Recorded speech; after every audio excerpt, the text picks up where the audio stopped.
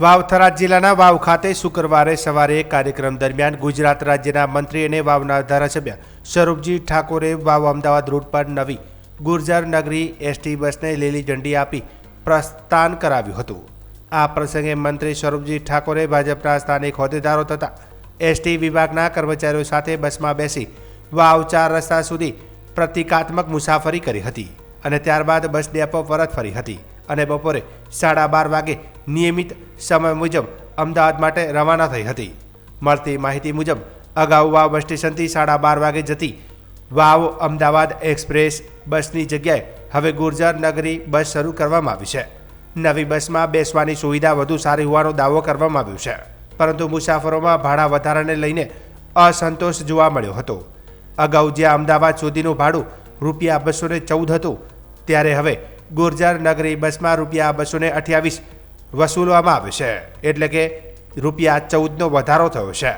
સ્થાનિક લોકોના મતે નવો બસ રૂટ શરૂ કરવાની જરૂર હતી, પરંતુ તેના બદલે માત્ર બસનું નામ અને પ્રકાર બદલવામાં આવ્યો છે, જેનાથી સામાન્ય જનતાને કોઈ ખાસ રાહત મળી નથી।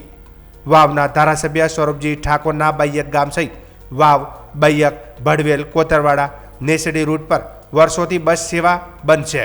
તે ઉપરાંત વાવ ઉચપા, વાવ ઢીમા અને વાવ ભોરલ જેવા રૂટ પર બસો લાંબા સમયથી બંધ હોવાનું સ્થાનિકો જણાવી રહ્યા છે, જેના કારણે ગ્રામ્ય વિસ્તારોના લોકો મુશ્કેલીનો સામનો કરી રહ્યા છે। વાવથી બપોરે 12:30 વાગે જતી એક્સપ્રેસ બસના સ્થાને ગુર્જર નગરી બસ શરૂ થતાં વિદ્યાર્થીઓ માટે નવી સમસ્યા ઊભી થઈ છે। વિદ્યાર્થીઓના પાસ આ બસમાં માન્ય નહીં હોવાના કારણે તેઓ પાસ દ્વારા મુસાફરી કરી શકતા નથી, જેના કારણે વિદ્યાર્થીઓને વાલીઓમાં असंतोष फैलायो है। आज हम तो हमारी सरकार भारतीय जनता पार्टी सरकार और भूपेन्द्रभाई सरकारे जे लोको माटे सुखाकारी माटे ने लोको ने ये मुसाफरी माटे एक नवीन सुविधा वाली आज 182 विधानसभा अंदर नवीन बस आपी है। लोको ने सुख माटे लोको ने साकारी माटे ए रीते आज आ विधानसभा अंदर पण એ બસનું આજે લોકાર્પણ કર્યું છે। એ બસનો રૂટ પણ ચાલુ કર્યો છે, જે નવીન સુવિધાવાળી બસ બનાવી છે અને લોકોને અગવડ ના પડે, લોકોને સુવિધા મળી રહે અને લોકોને સારી રીતે મુસાફરી કરી શકે, એના માટે સરકારે ખૂબ સરસ સારો નિર્ણય લઈ અને લોકોના હિત માટે આજે આ વિધાનસભાની અંદર અમે પણ આજે એ બસનું એક લોકાર્પણ કરીને શરૂઆત કરી છે અને આ વાવ વિધાનસભાની અંદર વાવ બસ સ્ટેન્ડની અંદર રોજ 24 કલાકની અંદર 10,000 કિલોમીટર જેટલી કિલોમીટર જેટલી મુસાફરી થાય છે અને લોકોને ખૂબ ઉપયોગી થઈ રહે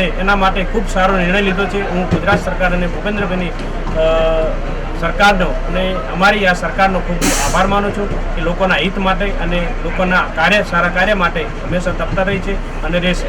વાવ તાલુકા મથકે એક આ બસ શરૂ કરવાની સારી બાબત છે, પણ તમારા વિસ્તારની અંદર કોઈ બસ જતી આવતી નથી, શું કહેશો?